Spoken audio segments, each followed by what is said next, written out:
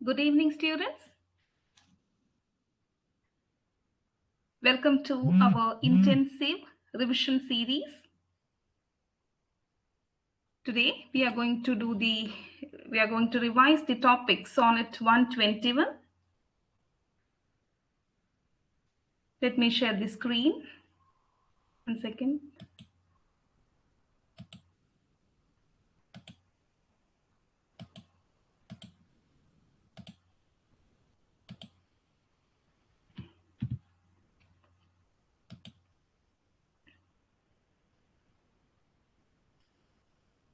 Okay. Sonnet 121 Phase 1 Revision. എല്ലാവരും ഒരു notebook എടുത്ത് റെഡി ആയിരിക്കും എന്ന് വിശ്വസിക്കുന്നു. അപ്പോൾ ഞാനിവിടെ കുറച്ച് കീവേഡ്സ് ഞാനിവിടെ ഷോ ചെയ്യും.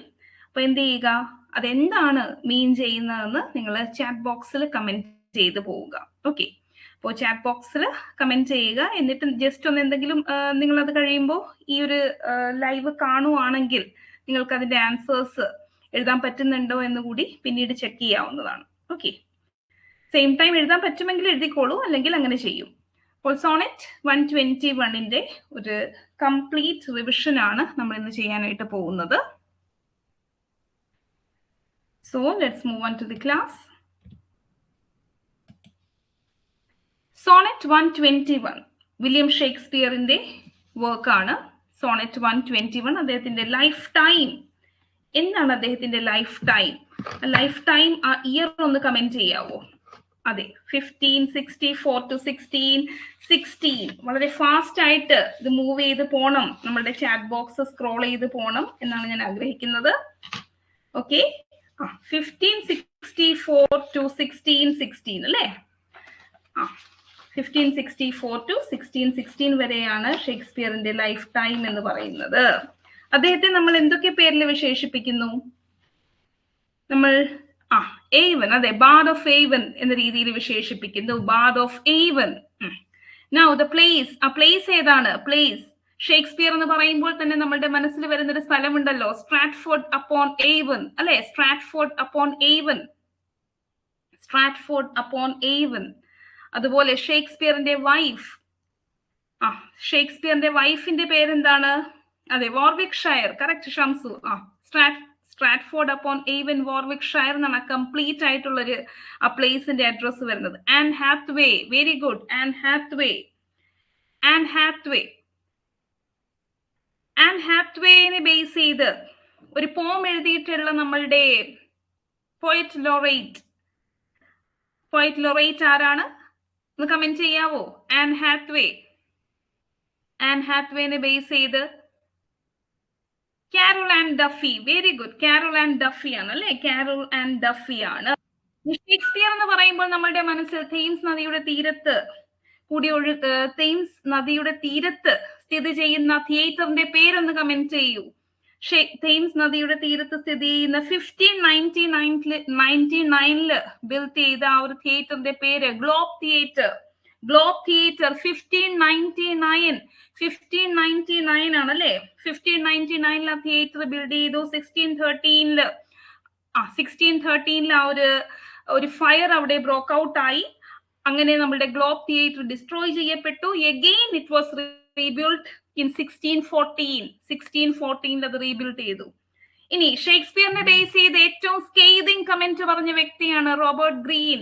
ആ ഒരു കമന്റ്, ആ കമന്റ് ഒന്ന് ചെയ്യാവോ? എ ഗ്രോഡ്സ് വർത്ത് ഓഫ് വിറ്റ് എന്ന് പറയുന്ന വർക്കില് നമ്മളുടെ റോബർട്ട് ഗ്രീൻ അബ്സ്ട്രാക്ട് ക്രോ അല്ലെ? അബ്സ്ട്രാക്ട് ക്രോ എന്നാണ് റോബർട്ട് ഗ്രീൻ ഷേക്സ്പിയറിനെ വിശേഷിപ്പിച്ചത് അല്ലെ? അതെ, ആ ഒരു സ്കെയ്തിങ് കമന്റ് എല്ലാവരും ഓർത്തിരിക്കുന്നു. Now first folio edition. First folio edition എന്ന് പറയുമ്പോൾ തന്നെ ആ ഒരു ഇയർ നിങ്ങളുടെ മനസ്സിൽ വരണം. First folio edition 1623. First folio edition. ആ ഒരു വർക്കിന്റെ പേരെന്തായിരുന്നു? ആ ടൈറ്റിൽ നിങ്ങൾ ഓർക്കുന്നുണ്ടോ? Mister William Shakespeare comedy, history and tragedy എന്നായിരുന്നു ഫസ്റ്റ് ഫോളിയോ എഡിഷന്റെ ടൈറ്റിൽ. Mister WHCHT. എന്താണ്?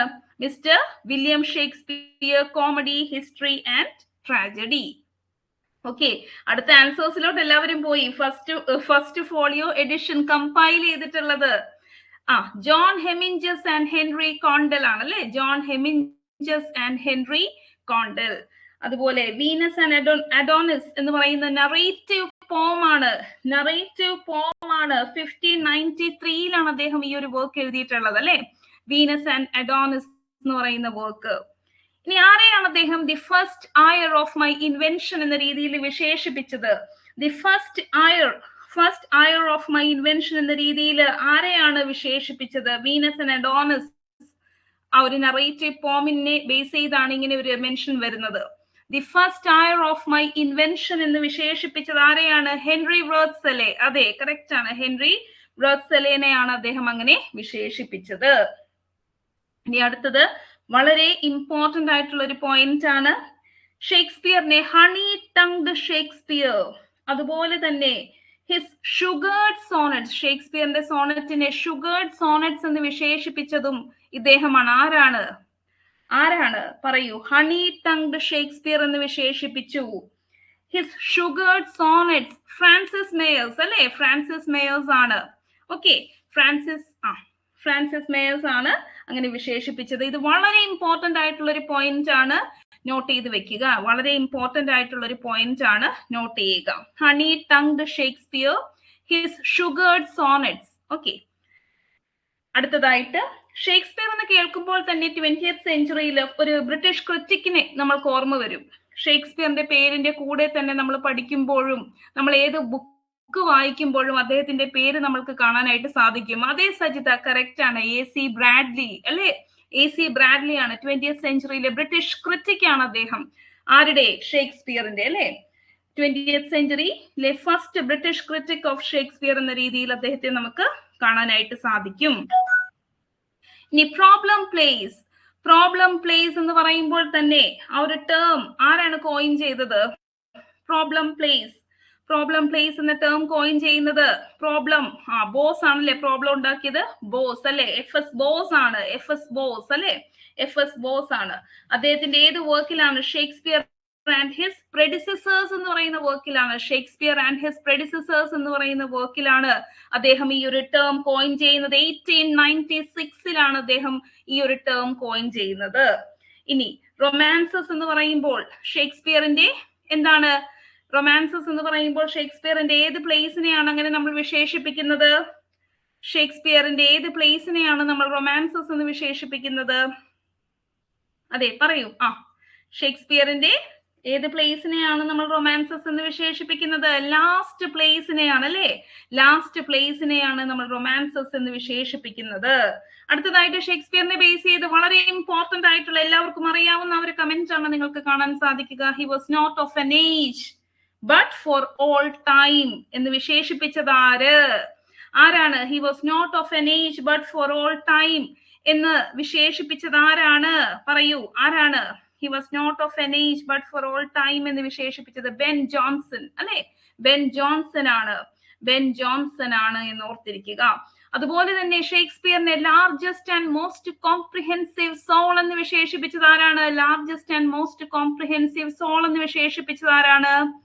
Largest and most comprehensive soul എന്ന് വിശേഷിപ്പിച്ചത് ഡ്രൈഡൻ. അതെ, ജോൺ ഡ്രൈഡൻ ആണ് അങ്ങനെ വിശേഷിപ്പിച്ചത് അല്ലെ. അപ്പം largest and most comprehensive soul. അതുകൊണ്ട് തന്നെ അടുത്തൊരു കമന്റും അദ്ദേഹവുമായി കണക്ട് ചെയ്ത് നമുക്ക് വായിക്കാം. ഹോമറുമായിട്ട് ഷേക്സ്പിയറിനെ കമ്പയർ ചെയ്യുന്നു, വേർജിലുമായിട്ട് കമ്പയർ ചെയ്യുന്നു. എന്നിട്ട് പറയുന്നു ഐ ലവ് ഷേക്സ്പിയർ. ഓക്കെ, നമ്മൾ ഓരോ ഡിസ്ട്രിക്റ്റിലൊക്കെ ചെല്ലുമ്പോൾ I love Kochi, I love Kozhikode, അങ്ങനെയൊക്കെ നമ്മൾ കാണാറുണ്ടല്ലോ. അതുപോലെ ഇങ്ങനെ ഈ ഒരു കമന്റ് പറഞ്ഞത് മറ്റാരുമല്ല, ആരാണ്? ഡ്രൈഡൻ തന്നെയാണ് അല്ലെ. അപ്പോൾ largest and most comprehensive soul എന്നും അതുപോലെ ഞാൻ കീവേഡ്സ് മാത്രമാണ് എഴുതിയിട്ടുള്ളത്. ഹോമറിനെ പോലെയും വേർജിലിനെ പോലെയും ഒക്കെയാണ് ഷേക്സ്പിയർ എന്ന് പറയുന്ന ആ ഒരു കമന്റും ഡ്രൈഡന്റെ ആണ് എന്ന് ഓർത്തിരിക്കുക. Now, ജോൺ മിൽട്ടൺ ഷേക്സ്പിയറിനെ ബേസ് ചെയ്ത് എഴുതിയിട്ടുള്ള ആ ഒരു വർക്കിന്റെ പേരെന്താണ്? ജോൺ മിൽട്ടൺ ഷേക്സ്പിയറിനെ ബേസ് ചെയ്ത് എഴുതിയിട്ടുള്ള ആ വർക്കിന്റെ പേരെന്ന് പറയൂ. John Milton. On Shakespeare. Very good. On Shakespeare ആണ് അല്ലെ. മാത്യു അർണോൾഡ് ഷേക്സ്പിയറിനെ ബേസ് ചെയ്ത് എഴുതിയിട്ടുള്ള സോണറ്റിന്റെ പേര്. മാത്യു അർണോൾഡ് ഷേക്സ്പിയറിനെ ബേസ് ചെയ്ത് എഴുതിയിട്ടുള്ള സോണറ്റിന്റെ പേര്. മാത്യു അർണോൾഡ് ഷേക്സ്പിയറിനെ ബേസ് ചെയ്ത് എഴുതിയിട്ടുള്ള സോണറ്റ് ഷേക്സ്പിയർ അല്ലെ. ഷേക്സ്പിയർ എന്നാണ്. മാത്യു അർണോൾഡ് എഴുതിയത് ഷേക്സ്പിയർ. ജോൺ മിൽട്ടൺ എഴുതിയത് on Shakespeare. Okay, on Shakespeare. The next, he breathed upon the dead bodies and brought them into life എന്ന രീതിയിൽ ഷേക്സ്പിയറിനെ ബേസ് ചെയ്തിട്ടുള്ള ഈ ഒരു കമന്റ് ആരാണ് പറഞ്ഞത്? He breathed upon the dead bodies and brought them into life. ആരുടെ comment ആണ്? He breathed, അതെ, റാൽഫ് വാൽഡോ എമേഴ്സൺ. റാൽഫ് വാൽഡോ എമേഴ്സന്റെ കമന്റ് ആണല്ലേ. റാൽഫ് വാൽഡോ എമേഴ്സന്റെ കമന്റ് ആണത്. നെക്സ്റ്റ് നമ്മൾ സോണറ്റിലോട്ട് പോവുകയാണ്. സോണറ്റ്. ഓക്കെ, സോണറ്റ് എന്ന് പറയുമ്പോൾ തന്നെ നമ്മൾക്കറിയാം സോണറ്റ് ഏത് കൺട്രിയിൽ നിന്നുമാണ് നമ്മളുടെ ഇംഗ്ലണ്ടിലോട്ട് വരുന്നത്? സോണറ്റ് ഏത് കൺട്രിയിൽ നിന്നുമാണ് ഇംഗ്ലണ്ടിലോട്ട് വരുന്നത്? സോണറ്റ് ഏത് കൺട്രിയിൽ നിന്നുമാണ് ഇംഗ്ലണ്ടിലോട്ട് വരുന്നത്? എവിടെ? ഇറ്റലിയിൽ നിന്നുമാണ്. ഇറ്റലി അല്ലെ. ഇംഗ്ലണ്ടിലോട്ട് സോണറ്റിനെ ഇൻട്രൊഡ്യൂസ് ചെയ്യുന്ന വ്യക്തി, സോണറ്റിനെ ഇംഗ്ലണ്ടിൽ ഇൻട്രൊഡ്യൂസ് ചെയ്ത് കൊടുത്ത വ്യക്തി ആരാണ്? തോമസ് വാറ്റ് ആണ് അല്ലെ. തോമസ് വാറ്റ് ആണ്. അങ്ങനെയെങ്കിൽ ആരാണ് ഈ സോണറ്റിനെ പോപ്പുലറൈസ് ചെയ്തത്? ആരാണ് പോപ്പുലറൈസ് ചെയ്തത്? സോണറ്റിനെ പോപ്പുലറൈസ് ചെയ്തത്, ഇംഗ്ലീഷ് സോണറ്റിനെ പോപ്പുലറൈസ് ചെയ്തത് ആര്? ഇംഗ്ലീഷ് സോണറ്റിനെ പോപ്പുലറൈസ് ചെയ്തത് ആരാണ്? Henry Howard Earl of Surrey. Henry Howard Earl of Surrey ആണ്. ഈ പോപ്പുലറൈസ് ചെയ്യുക എന്ന് പറയുന്നത് എന്താണ്? ഇറ്റലിയിൽ നിന്നും സോണറ്റ് ഫോമിനെ ഇൻട്രൊഡ്യൂസ് ചെയ്യുന്നു ഇംഗ്ലണ്ടിലോട്ട് നമ്മളുടെ തോമസ് വാറ്റ്. അതിന് ന്യൂ സ്ട്രക്ചറും ഒരു റൈം സ്കീമും അതിന് മറ്റു ഇംഗ്ലീഷ് സോണറ്റിന്റെ ഫീച്ചേഴ്സ് ഒക്കെ കൊടുത്ത് അതിനെ പോപ്പുലറൈസ് ചെയ്ത വ്യക്തി Henry Howard Earl of Surrey ആണ്. അതുകൊണ്ട് തന്നെ ഈ രണ്ട് ചോദ്യങ്ങൾ ശ്രദ്ധിച്ചിരിക്കുക. സോണറ്റ് ഇൻട്രൊഡ്യൂസ് ചെയ്തതും സോണറ്റ് പോപ്പുലറൈസ് ചെയ്തതും നോട്ട് ചെയ്ത് വെക്കുക. Okay, now metre, line, stanza. Metre ഏത് മീറ്റർ ആണ് ഇതിൽ യൂസ് ചെയ്യുന്നത്? മീറ്റർ ഏത് മീറ്റർ ആണ്? Metre, lines, number of lines in a sonnet. Stanzas, അതെ, iambic pentameter 14 lines. Number of lines 14 ആണ്. Number of lines എത്ര stanza? 3 quatrains plus 1 couplet. ഒരു equation പോലെ കമന്റ് ചെയ്യൂ. 3 quatrains 1 couplet. 3 quatrains and 1 couplet ആണ് അല്ലേ. 3 quatrains and 1 couplet. Quarto edition ആണ്. നമ്മൾ നേരത്തെ ഫസ്റ്റ് ഫോളിയോ എഡിഷൻ കണ്ടു. ഇത് quarto edition 1609. 1609 കോർട്ടോ എഡിഷനിലാണ് നമ്മൾക്ക് ഇത് കാണാനായിട്ട് സാധിക്കുക അല്ലെ. 1609. എന്തായിരുന്നു ആ വർക്കിന്റെ പേര്? അതെ, എന്തായിരുന്നു ആ വർക്കിന്റെ പേര്? Shakespeare's sonnets. ഷേക്സ്പിയേഴ്സ് സോണറ്റ്സ് എന്നാണ് ആ വർക്കിന്റെ പേര്. ഷേക്സ്പിയേഴ്സ് സോണറ്റ്സ് എന്നാണ് ആ വർക്കിന്റെ പേര്. ഓക്കെ, 154 സോണറ്റ്സ് ആണ് ഷേക്സ്പിയർ എഴുതിയിട്ടുള്ളത്. 154 എന്ന് കാണുമ്പോൾ തന്നെ നമുക്ക് ഷേക്സ്പിയറിന്റെ number of sonnets written by Shakespeare ആണ് എന്നറിയാം. അതിൽ 154 സോണറ്റ്സ് മാത്രമായിരുന്നു ആ ഒരു വർക്കിൽ ഉണ്ടായിരുന്നത്. 154 സോണറ്റ്സ് മാത്രമായിരുന്നു. അതിലൊരു പോം കൂടി ഉണ്ടായിരുന്നു, ഒരു ലോങ് പോം. അതേതാണ്? ലോങ് പോം ഏതാണ്? ലോങ് പോം ഏതാണ്? അതില് 154 സോണറ്റ്സിന്റെ കൂടെ ഉണ്ടായിരുന്ന ആ ഒരു ലോങ് പോം. അതെ, വൺ പോം. എ ലവേഴ്സ് കംപ്ലൈന്റ് ആണ് അല്ലെ. എ ലവേഴ്സ് കംപ്ലൈന്റ് ആണ്. ഓക്കെ, ഇനി ഷേക്സ്പിയറിന്റെ സോണറ്റിന്റെ തീംസ് വളരെ ഇമ്പോർട്ടന്റ് ആണ്. പഠിച്ചു വെച്ചോളുക. എക്സാമിന് ഒരു ക്വസ്റ്റ്യൻ ആയിട്ട് വരാം. എന്തൊക്കെ തീംസ് ആണ് ഷേക്സ്പിയറിന്റെ സോണറ്റ്സ് ആസ് സച്ച് നിങ്ങൾക്ക് കാണാനായിട്ട് സാധിക്കുക? ഈ ഒരു സോണറ്റ് മാത്രമല്ല, മറ്റു സോണറ്റുകളിലും ഏതൊക്കെ? അതെ, passage of time, infidelity, jealousy, beauty, morality, ഇതൊക്കെയാണ് ഷേക്സ്പിയറിന്റെ തീംസ് ആയിട്ട് വരുന്നത് അല്ലെ. സോണറ്റിന്റെ തീംസ് ആയിട്ട് വരുന്നത് ഇത് ഉറപ്പായിട്ടും ടൈം, അതെ, പാസേജ് ഓഫ് ടൈം, ഇതൊക്കെയാണ് തീംസ് ആയിട്ട് വരുന്നത്. 1 സെക്കൻഡ്. ഷേക്സ്പിയറിന്റെ സോണറ്റില് ടി എന്ന് നിങ്ങൾക്ക് ടൈറ്റിൽ പേജിൽ കാണാൻ പറ്റും. എന്താണ് ഈ ടി? എന്താണ് ടി? ഷേക്സ്പിയറിന്റെ സോണറ്റിന്റെ കവർ പേജിൽ കാണുന്ന ടി.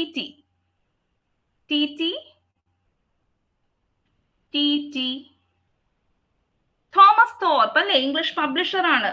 ഇംഗ്ലീഷ് പബ്ലിഷർ തോമസ് തോർപ്പിനെയാണ് നിങ്ങൾക്ക് അവിടെ കാണാനായിട്ട് സാധിക്കുക.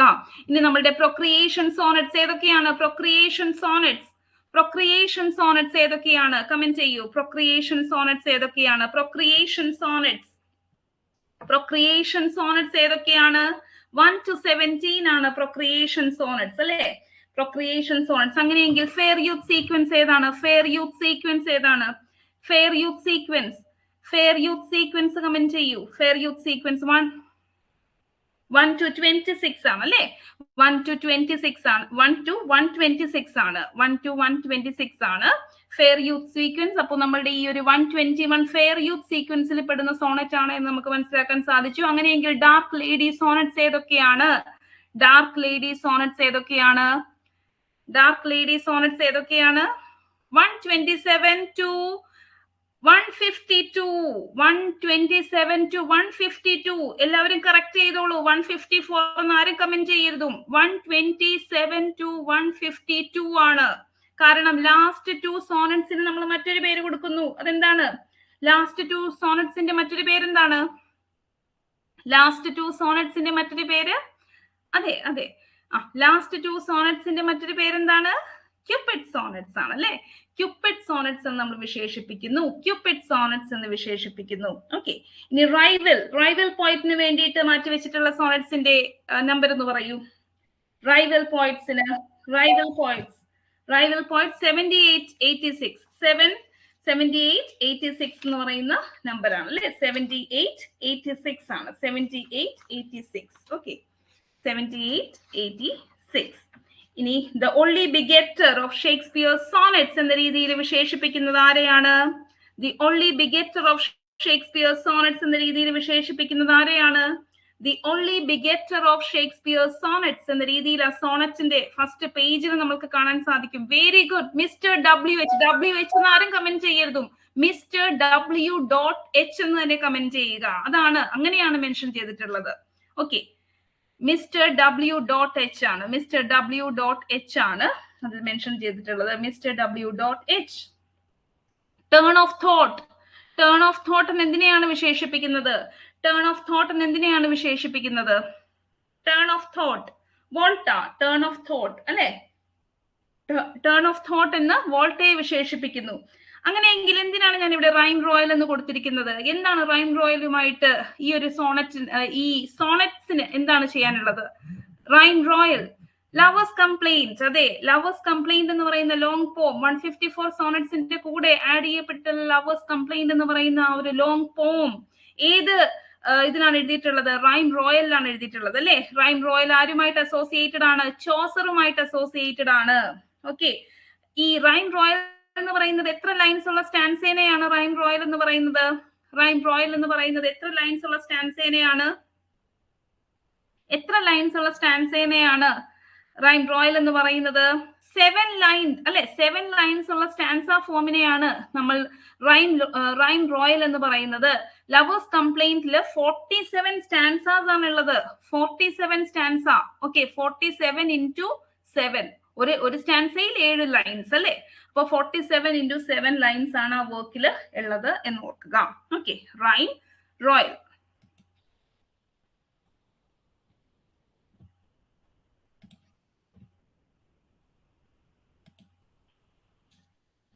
ഓക്കെ. അപ്പൊ എല്ലാവരും വളരെ ഫാസ്റ്റ് ആയിട്ട് തന്നെ കമന്റ് ചെയ്തു. ഇനി നമ്മൾക്ക് ഈ പോമിന്റെ വരികളിലൂടെ ഒന്ന് കടന്നു പോകാം. 1 second.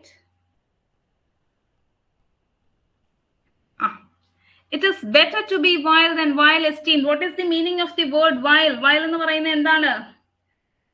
Vile എന്ന് പറയുന്നത് എന്താണ്? It is better to be vile than vile esteemed എന്ന് പറയുന്നു. നമ്മളുടെ പോയിറ്റ് പറയുകയാണ്. വയൽ എന്ന് പറയുന്നത് ഈവിൽ ആണ് അല്ലെ? ഈവിലിനെയാണ് ഷോക്കേസ് ചെയ്യുന്നത്. ഓക്കെ. ബേസ് ആയിട്ടുള്ള കാര്യങ്ങൾ, മീൻ ആയിട്ടുള്ള കാര്യങ്ങൾ, അതിനെയാണ്. It is better to be vile. Bad ആയിട്ട് ഇരിക്കുന്നതാണ് നല്ലതല്ല. അതായത് ബാഡ് ആയിട്ട് ഇരിക്കുന്നതാണ് ബാഡ് ആയിട്ട് ചിത്രീകരിക്കപ്പെടുന്നതിനേക്കാളും നല്ലത് എന്ന രീതിയിലാണ് ആ ഒരു ഫസ്റ്റ് ലൈൻ നമ്മൾക്ക് കാണാനായിട്ട് സാധിക്കുന്നത്. When not to be receives reproach of being and just pleasure lost. എന്തുകൊണ്ടാണ് ഒരു കാര്യം നമ്മളുടെ പോയിറ്റ് ചെയ്യാൻ ആഗ്രഹിക്കുന്നു, അദ്ദേഹത്തിന് വളരെ ഇഷ്ടമുള്ള ഒരു കാര്യം ചെയ്യാൻ അദ്ദേഹം ആഗ്രഹിക്കുന്നു, പക്ഷെ ആ ഒരു പ്ലഷർ, അത് എൻജോയ് ചെയ്യാനായിട്ട് അദ്ദേഹത്തിന് പറ്റുന്നില്ല. കാരണം എന്താണ്?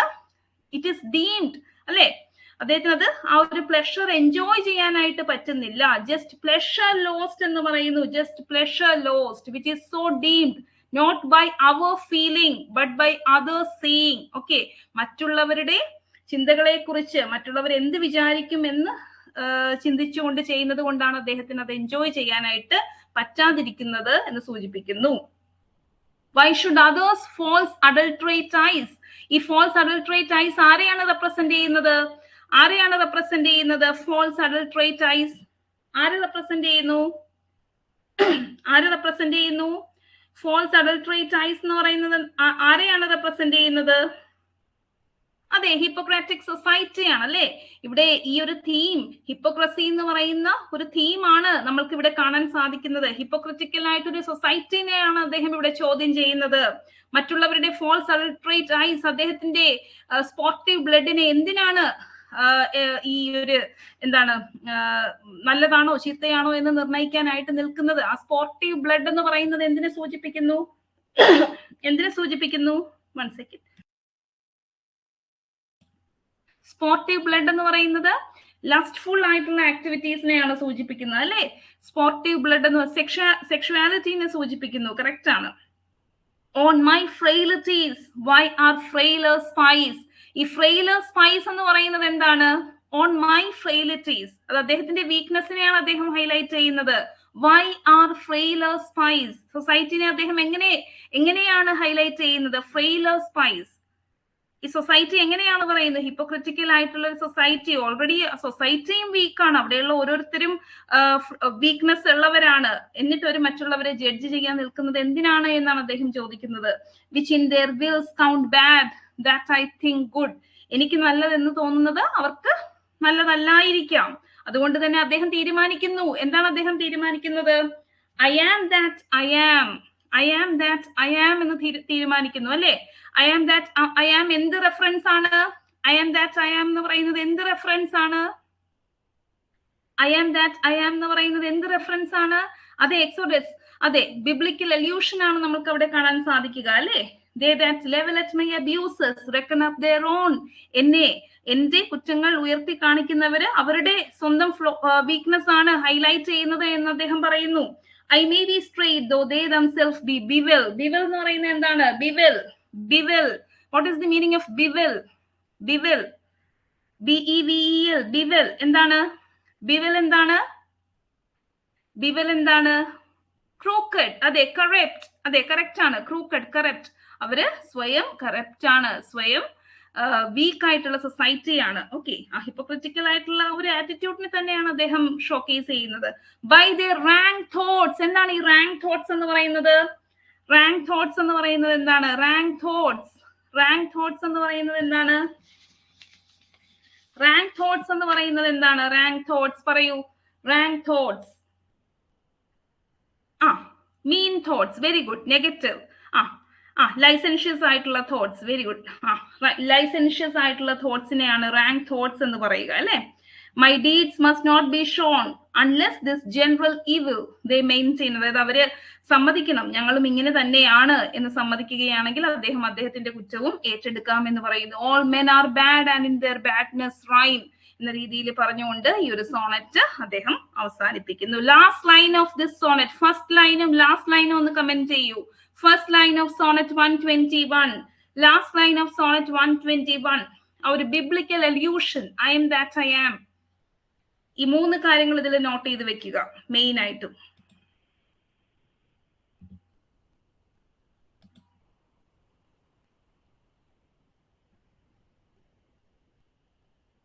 Okay,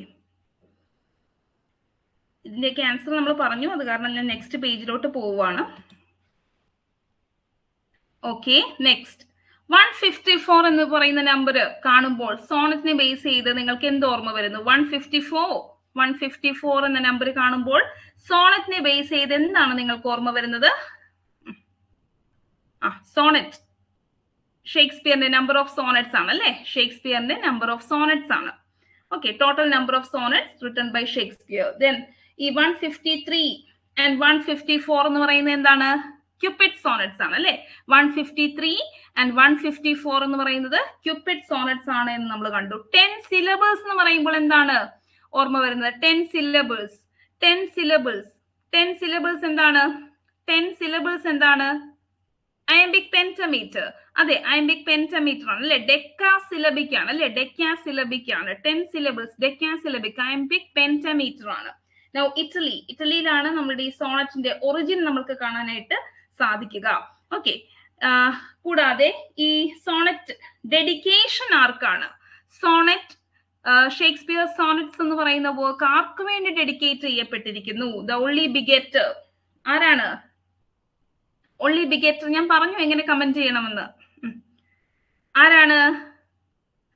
dedication Mister WH. Very good, Mister WH. Sonnet എന്ന വാക്കിന്റെ ഒറിജിനെ കുറിച്ചൊന്ന് നമുക്ക് ഡിസ്കസ് ചെയ്യാം. സോണറ്റോ എന്ന് പറയുന്ന വാക്കിൽ നിന്നും വരുന്നു. അതിന്റെ മീനിങ് എന്താണ്? വാട്ട് യു മീൻ ബൈ സോണറ്റോ? സോണറ്റോ എന്താണ്? സോണറ്റോ ലിറ്റിൽ സോങ് ആണ് അല്ലെ. Little song. Very good, little song ആണ്. ഏത് സെഞ്ചുറിയിലാണ് ഈ സോണറ്റിന്റെ ആ ഒരു ഇൻട്രൊഡക്ഷൻ ഒക്കെ നമുക്ക് കാണാൻ സാധിക്കുക? ഏത് സെഞ്ചുറി ആയിട്ട് റിലേറ്റഡ് ആണ്? 16th സെഞ്ചുറിയുമായിട്ട് കണക്റ്റഡ് ആണ് അല്ലെ. 16th സെഞ്ചുറിയുമായിട്ട് കണക്റ്റഡ് ആണ്. 16th century. Okay. Now sonnet is the key with which Shakespeare unlocked his heart എന്ന രീതിയിൽ കമന്റ് പറഞ്ഞിട്ടുള്ള വ്യക്തി ആരാണ്? ആരുടെ ഫേമസ് കമന്റ് ആണ്? Key unlocking his heart. Wordsworth അല്ലെ. വേർഡ്സ്വർത്തിന്റെ വാക്കുകളാണ്. ഇനി എൽസി നൈറ്റ്സിന്റെ കീ വേർഡ്സ് ആണ് ഇവിടെ കൊടുത്തിട്ടുള്ളത്. മൊറാലിറ്റിനെ കുറിച്ചും മോറൽ സ്കീമിനെ കുറിച്ചും ഒക്കെ ഷേക്സ്പിയറിന്റെ സോണറ്റിനെ ബേസ് ചെയ്ത് ഒരു കമന്റ് പറഞ്ഞ വ്യക്തിയാണ് എൽസി നൈറ്റ്സ്.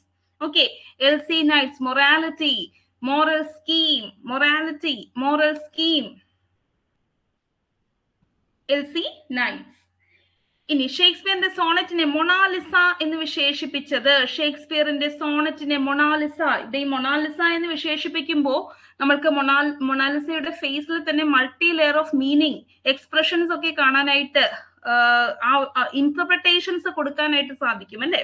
ആ ഒരു രീതിയിലാണ് ഷേക്സ്പിയറിന്റെ സോണറ്റിനും നമ്മൾക്ക് മൾട്ടിപ്പിൾ ഇന്റർപ്രിട്ടേഷൻ അല്ലെങ്കിൽ മൾട്ടി ലെയേഴ്സ് ഓഫ് മീനിങ് കാണാനായിട്ട് സാധിക്കും. അതുകൊണ്ടാണ് ഡോൺ പാറ്റേഴ്സൺ ഷേക്സ്പിയറിന്റെ സോണറ്റിനെ മൊണാലിസ എന്ന രീതിയിൽ വിശേഷിപ്പിച്ചത്.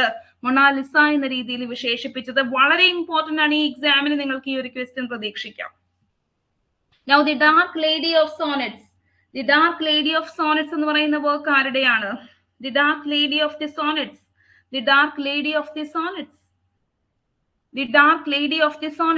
JB Shaw. അതെ, ജോർജ് ബെർണാർഡ് ഷോയുടെ വർക്കാണ് the dark lady of sonnets. The portrait of Mister WH. ആരുടെയാണ്? The portrait of Mister WH. ആരുടെ വർക്കാണ്?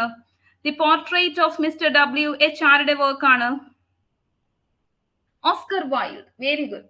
ഓസ്കർ വൈൽഡിന്റെ വർക്കാണ്. ഇനി എന്താണ് 23rd ഏപ്രിലിന്റെ സിഗ്നിഫിക്കൻസ് എന്താണ്? 23rd ഏപ്രിലിന്റെ significance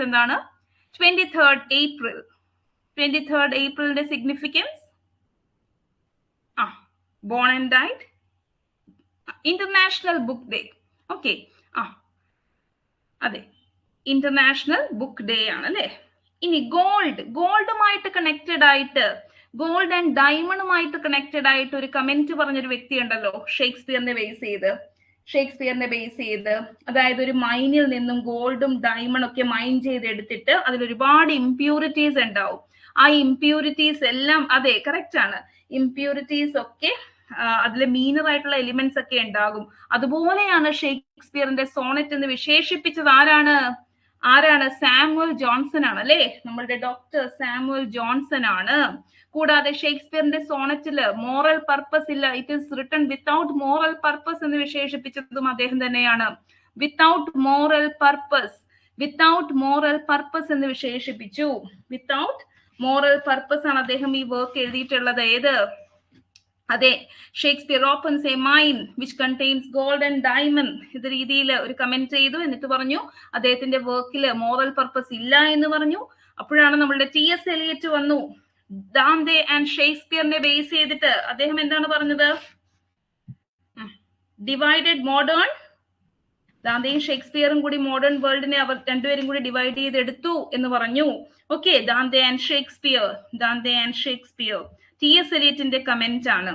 okay, Shakespeare is a canon എന്ന രീതിയിൽ വിശേഷിപ്പിച്ചത് ആരാണ്? Shakespeare is a canon, there is no limit, ആ ഒരു സ്റ്റാൻഡേർഡ്, അത് ആരാണ് അങ്ങനെ വിശേഷിപ്പിച്ചത്? ഹാരോൾഡ് ബ്ലൂം ആണ്. ഹാരോൾഡ് ബ്ലൂം അല്ലെ, ഹാരോൾഡ് ബ്ലൂം ആണ് ഇങ്ങനെ ഒരു കമന്റ് ചെയ്തിട്ടുള്ളത്. ഇനി ഒരു പോയിന്റ് കൂടിയാണ്, അതിൽ രണ്ട് നമ്പേഴ്സ് കാണാം, 138 ആൻഡ് 144 അല്ലെ. എന്താണ് ഈ 138ന്റെയും 144ന്റെയും സിഗ്നിഫിക്കൻസ്?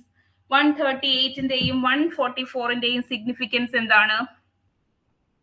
പാഷനേറ്റ് പിലിഗ്രിം എന്ന് പറയുന്ന വർക്കില്, പാഷനേറ്റ് പിലിഗ്രിം എന്ന വർക്കില് ഇൻക്ലൂഡ് അതെ, വില്യം ജഗാർഡ് അല്ലെ, വില്യം ജഗാർഡ്.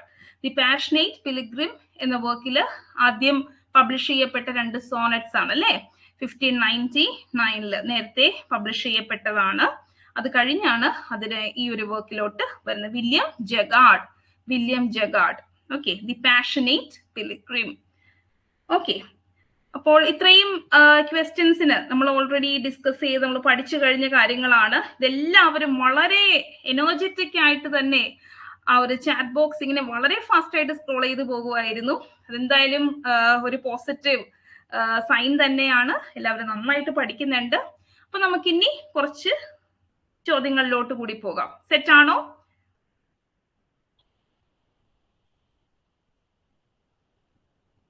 ഇനി കുറച്ച് സ്റ്റേറ്റ്മെന്റ് കൈൻഡ് ഓഫ് ക്വസ്റ്റ്യൻസിലോട്ട് കൂടി പോയിട്ട് നമുക്ക് ഇന്നത്തെ റിവിഷൻ അവസാനിപ്പിക്കാം. ഓക്കെ, വാ.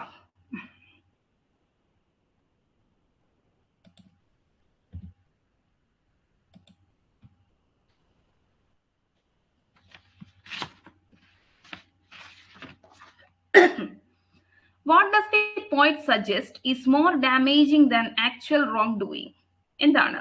Public recognition and evil reputation, personal failure, societal acceptance. എന്താണ് പോയിറ്റ് പറയുന്നു? ഏറ്റവും damaging than actual wrong doing and evil reputation ആണ് അല്ലെ, ആൻഡ് ഈവിൽ റെപ്യൂട്ടേഷൻ ആണ്, and evil reputation. What internal struggle does the poet express throughout the narrative? ഈ ഒരു പോം, ഈ സോണറ്റ് 121 ത്രൂ ഔട്ട് നമ്മൾക്ക് എന്താണ് ആ ഒരു പോയിറ്റിന്റെ മനസ്സിൽ നടക്കുന്ന ആ ഒരു സംഭവം നമുക്ക് കാണാൻ സാധിക്കുന്നത്? എ ഡിസയർ ഫോർ ഫെയിം ആണോ? The conflict between self perception and public perception ആണോ? എ ക്വസ്റ്റ് ഫോർ വെൽത്ത് ആണോ? The need for validation from society ആണോ? എന്താണ്? The conflict between self perception and public perception അല്ലെ. നമ്മൾ നമുക്ക് ഇഷ്ടമുള്ള ഒരു കാര്യം ചെയ്യുന്നു, മറ്റുള്ളവർ എന്ത് വിചാരിക്കുന്നു എന്ന് ചിന്തിക്കുന്ന ആ ഒരു കോൺഫ്ലിക്ട്, അതാണ് നമുക്ക് ഉടനീളം ഈ ഒരു വർക്കിൽ കാണാൻ സാധിക്കുന്നത്. What does the poet critic about those who judge him? their intelligence, their lack of empathy, their moral failings, their literary skills. അദ്ദേഹത്തെ ജഡ്ജ് ചെയ്യുന്ന ആ ഒരു സൊസൈറ്റിനെ അദ്ദേഹം എങ്ങനെയാണ് വിശേഷിപ്പിക്കുന്നത്, എങ്ങനെയാണ് കാണുന്നത്? ആ ഒരു മോറൽ, അവർ ഓൾറെഡി എന്താണ്, വീക്ക് ആയിട്ടുള്ള ഒരു സൊസൈറ്റിയാണ് അല്ലെ. അവര് ഫ്ലോ ചെയ്തിട്ടുള്ളവർ തന്നെ, അവരും തെറ്റ് ചെയ്തിട്ടുള്ളവർ തന്നെയാണ്. their own moral failings. The phrase I am that I am reflects what philosophical concept?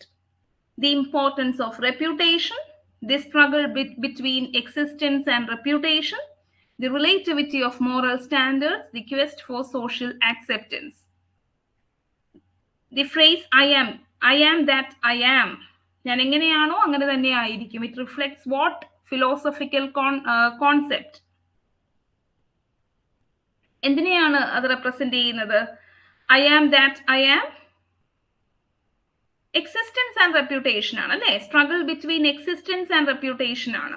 Okay, existence and reputation, the struggle between existence and reputation. Okay, how does the poet view the relationship between self-respect and societal perception? Self റെസ്പെക്റ്റിനെയും societal പെർസെപ്ഷനെയും ആ ഒരു relationship എങ്ങനെയാണ് പോയിട്ട് കാണുന്നത്? Self respect is unnecessary, societal perception is always correct, self-respect is essential regardless of societal judgment, societal perception defines self-respect. അതെ, self-respect is essential ആണല്ലേ, regardless of societal judgment, regardless of societal judgment. Very good. What call to action does the poet make regarding societal understanding? What call to action does the poet make regarding societal understanding? To judge more harshly, to promote blind acceptance, to seek deeper comprehension of personal flaws, to ignore individual stories. എന്താണ്? to seek deeper, അവർ തന്നെ സ്വയം വിലയിരുത്തുക, അവരവരുടെ തെറ്റുകൾ എന്താണ് എന്ന് ആദ്യം വിലയിരുത്തുക അല്ലെ. to seek deeper comprehension of personal flaws, to seek deeper comprehension of personal flaws. In the context of the poem, how is moral judgment portrayed? Moral judgment എങ്ങനെയാണ് portray ചെയ്തിട്ടുള്ളത്? As definite measure of character, as a flawed and often hypocritical process, as universally applicable, as a necessary societal function. അവിടെ നമ്മളുടെ theme ഉണ്ടല്ലേ, ആ theme വെച്ചിട്ട് തന്നെ identify ചെയ്യാം. As A flawed and often hypocritical process ആണ് ഈ മോറൽ ജഡ്ജ്മെന്റ് എന്ന് പറയുന്നത്. ഫ്ലോഡ് ആണ് ആൻഡ് ഓഫൺ ഹിപ്പോക്രിറ്റിക്കൽ ആണ് അല്ലെ, ഹിപ്പോക്രിറ്റിക്കൽ ആണ്. Now, what is the main theme of poet's narrative? The pursuit of fame, the complexity of human morality, the joy of friendship, the importance of wealth. എന്താണ് ഈ ഒരു സോണറ്റിന്റെ തീമായിട്ട് വരുന്നത്? Main theme എന്ന രീതിയിൽ ഈ 4 ഓപ്ഷനിൽ നിന്ന് നിങ്ങൾക്ക് എന്താണ് സെലക്ട് ചെയ്യാൻ പറ്റുക? The complexity of human morality അല്ലെ, the complexity of human morality. Now, what does the poet argue about societal judgment? They are always accurate, they often distort personality, they have no impact on reputation, they are based on facts. എന്താണ് societal judgements എങ്ങനെയാണ്? Accurate ആണോ? they often distort personality അല്ലേ, they often distort personality, they often distort personality. Now the last question of this session. In a Shakespearean sonnet, how many quatrains are there? In a Shakespearean sonnet, how many quatrains are there? 3. Very good. 3 quatrains are 3 quatrains. Okay.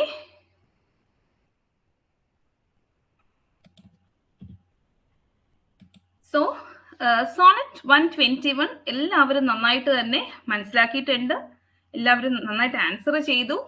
അപ്പോൾ ഈ ക്വസ്റ്റ്യൻസും ഈ ഒരു സെഷനും maximum എല്ലാവർക്കും use ചെയ്യാനായിട്ട് സാധിച്ചു, useful ആയി എന്നതാണ് എൻ്റെ വിശ്വാസം.